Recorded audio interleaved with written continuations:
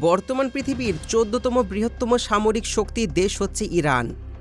উপসাগরীয় অঞ্চলের প্রতিষ্ঠা লগ্ন থেকেই সেখানে তেমন কোনো বড় সামরিক শক্তির দেশ ছিল না।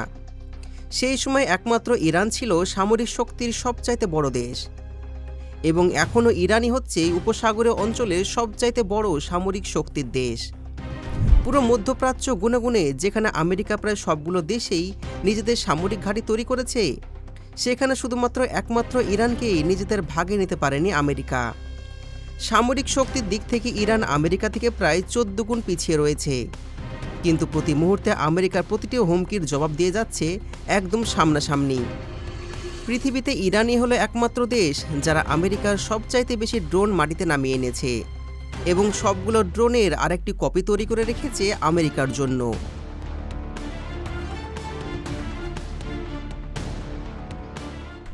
ইরানের সামরিক শক্তি নিয়ে ভিডিও করার জন্য অনেক রিকোয়েস্ট ছিল, তাই আপনাদের সামনে আজকে আমরা ইরানের সামরিক শক্তি নিয়ে আলোচনা করব, আর দেখব কেন ইরানকে আমেরিকা জমের মতন ভয় পায়, আর ইসরায়েল কেন ইরানকে দখল করতে পারছে না। তো চলুন শুরু করা যাক।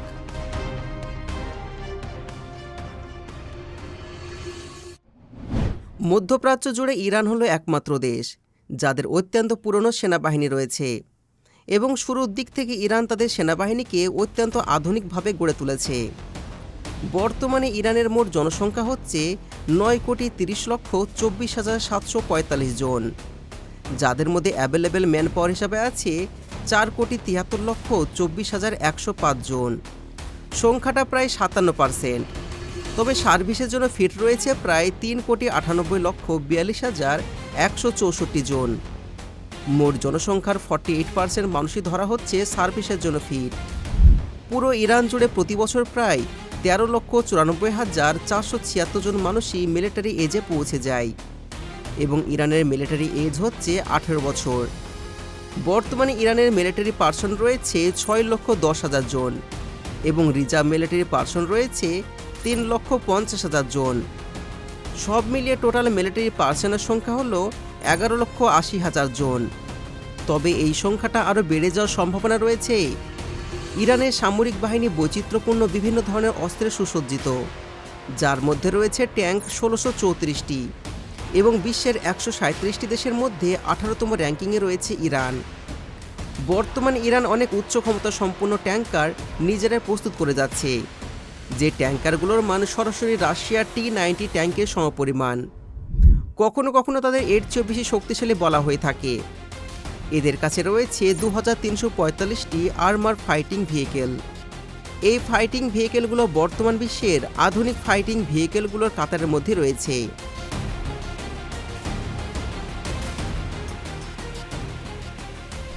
সেলফ প্রোপেল আর্টিলারি ক্ষেত্রে ইরান বেশ উন্নত করেছে। বর্তমান বিশ্বের ১১তম বৃহত্তম সেলফ প্রোপেল আর্টিলারির মালিক হচ্ছে ইরান, যাদের অধীনে রয়েছে ৫৭০টি সেলফ প্রোপেল আর্টিলারি।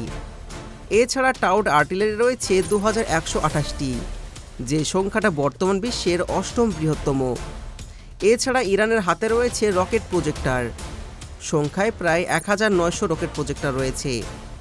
এই সংখ্যাটা বর্তমান বিশ্বের ৪র্থ বৃহত্তম। বর্তমানে ইরানের নৌবাহিনীতে কোনো ধরনের এয়ারক্রাফট ক্যারিয়ার নেই, এবং ইরানের রয়েছে ৬টি ফ্রিগেট, আর এগুলো কিন্তু অত্যন্ত আধুনিক। এই ফ্রিগেটগুলো প্রায় সবগুলোই সার্ভিসে রয়েছে। তার সাথে ৬টি রয়েছে ফাইটার, কিন্তু ইরানের হাতে কোনো ডেস্ট্রয়ার নেই। অধিকাংশ ইরানের সাবমেরিন মূলত রাশিয়ান কিলো ক্লাস সাবমেরিন, তবে ইরানের হাতে এই মুহূর্তে বেশ কিছু অত্যাধুনিক সাবমেরিন রয়েছে, যেগুলো ইরান নিজেদের টেকনোলজিতে তৈরি করেছে। এই সমস্ত সাবমেরিনগুলোর ক্ষমতা বহির্বিশ্বের কারো জানা নেই, ফলে ইরান এখান থেকে এক্সট্রা সুবিধা নিচ্ছে। এর সাথে রয়েছে ৮৮টি পেট্রোল ভেসেল। বর্তমানে ইরানের সার্ভিসে রয়েছে অনেকগুলো পেট্রোল ভেসেল। এছাড়া রয়েছে 3টি মাইন ওয়ারফেয়ার। বর্তমান পৃথিবীর ২৪তম বৃহত্তম ডিফেন্সের মালিক হচ্ছে ইরান, যাদের এয়ারক্রাফট স্ট্রেংথ হচ্ছে ৫০৯। ইরানের হাতে রয়েছে ১৪২টি ফাইটার জেট, যা বিশ্বের ১৭তম বৃহত্তম। এই সমস্ত ফাইটার জেট মূলত অধিকাংশ পুরাতন, তবে ইরান বর্তমান নিজেদের টেকনোলজিতে ফাইটার জেট তৈরি করার পরিকল্পনা হাতে নিয়েছে। যদি সফল হয় তাহলে ইরান অনেক ভালো মানের ফাইটার জেট তৈরি করতে পারবে। ইরানের হাতে রয়েছে 165টি অ্যাটাক জেট। বিশ্বের 18তম পাওয়ারফুল অ্যাটাকিং জেটের মালিক হচ্ছে ইরান এবং প্রায় সবগুলো এখন পর্যন্ত সার্ভিসে রয়েছে। এর সাথে বিশ্বের 7ম বৃহত্তম মিলিটারি ট্রান্সপোর্টার মালিক হচ্ছে ইরান। প্রায় 89টি ট্রান্সপোর্টার রয়েছে তাদের কাছে, যে ট্রান্সপোর্টারগুলো মূলত যুদ্ধক্ষেত্রে লজিস্টিক সাপোর্টের জন্য সবচাইতে বেশি কাজে লাগে। এর সাথে রয়েছে 126টি হেলিকপ্টার, যার মধ্যে 12টি রয়েছে অ্যাটাকিং হেলিকপ্টার। এই অ্যাটাকিং হেলিকপ্টারগুলো যুদ্ধক্ষেত্রে যে কোনো মুহূর্তে অত্যন্ত বিপজ্জনক শত্রুদের জন্য। তবে অ্যাটাক হেলিকপ্টারের ক্ষেত্রে ইরান অনেকটাই পিছিয়ে। তবে নিজস্ব টেকনোলজিতে অ্যাটাক হেলিকপ্টার নিয়ে ইরান অনেক দিন ধরে কাজ করছে। এছাড়া রয়েছে 400টি ট্রেনার এয়ারক্রাফট, যেগুলো যুদ্ধক্ষেত্রে ব্যবহার উপযোগী করে তোলা সম্ভব। তো এগুলো ছিল মূলত ইরানের সেনাবাহিনী, নৌবাহিনী এবং বিমান বাহিনীর শক্তি। তবে কাগজ কলমে এই সমস্ত শক্তি দিয়ে ইরানকে বিবেচনা করা অসম্ভব, কারণ দেশটি যথেষ্ট পরিমাণ শক্তি সামর্থ্য রয়েছে। মধ্যপ্রাচ্যে ইরান একমাত্র দেশ যাদের সবচেয়ে বেশি যুদ্ধ বিগ্রহ ছড়ানোর অভিজ্ঞতা রয়েছে। যুগ যুগ ধরে চলে আসা মধ্যপ্রাচ্যের বিভিন্ন যুদ্ধ বিগ্রহে সরাসরি অংশগ্রহণ করেছে ইরান। সাদ্দাম হোসেনের আক্রমণ থেকে শুরু করে বর্তমানে সিরিয়া আক্রমণ, প্রায় সব জায়গাতে ইরান সরাসরি অংশগ্রহণ করেছে। এর ফলে দেশটির প্রচুর পরিমাণে অভিজ্ঞতা অর্জন করেছে এবং যাদেরকে খুবই সহজে হারিয়ে দেওয়া সম্ভব, যে ব্যাপারটি খুব ভালোভাবে জানে আমেরিকা। এর জন্য একাধিকবার যুদ্ধ পরিস্থিতি সৃষ্টি হওয়ার পরও ইরান আক্রমণ করেনি আমেরিকাকে। ইরানের ডিফেন্স ফোর্স দুটি ভাগে বিভক্ত হয়ে কাজ করে। ফোর্স দুইটির নাম হচ্ছে ইসলামিক রেভলিউশনারি গার্ড কর্পস বা IRGC, যে বাহিনীটি সম্পর্কে আমরা কম বেশি সবাই জানি। অপরটি হচ্ছে ইসলামিক রিপাবলিক অফ ইরান। এই দুইটি বাহিনী মূলত সেনাবাহিনী, নৌবাহিনী এবং বিমান বাহিনীর সদস্যের দ্বারা নির্মিত, তবে কাজের ক্ষেত্রে তারা সম্পূর্ণ ভিন্ন। এর মধ্যে সবচেয়ে শক্তিশালী এবং বিচক্ষণ হচ্ছে কাসেম সোলাইমানি, আর যিনি বর্তমানে ইরানের কুদ্দুস ফোর্সের জেনারেল, যিনি তার কাজের জন্য একমাত্র ইরানের প্রেসিডেন্টের কাছে জবাবদিহিতা করেন। তাছাড়া ইরানের আর কোনো শক্তি নেই। তার কাছ থেকে কোনো তথ্য বের করা বা তাকে কোনো নির্দেশনা দেওয়া সম্পূর্ণ কঠিন। তিনি সম্পূর্ণ স্বাধীন। বর্তমান পৃথিবীর সবচেয়ে শক্তিশালী জেনারেল মনে করা হয় কাসেম সোলাইমানিকে। এর একমাত্র কারণ হচ্ছে তার বিচক্ষণ সিদ্ধান্ত এবং শক্তিশালী দিক নির্দেশনা।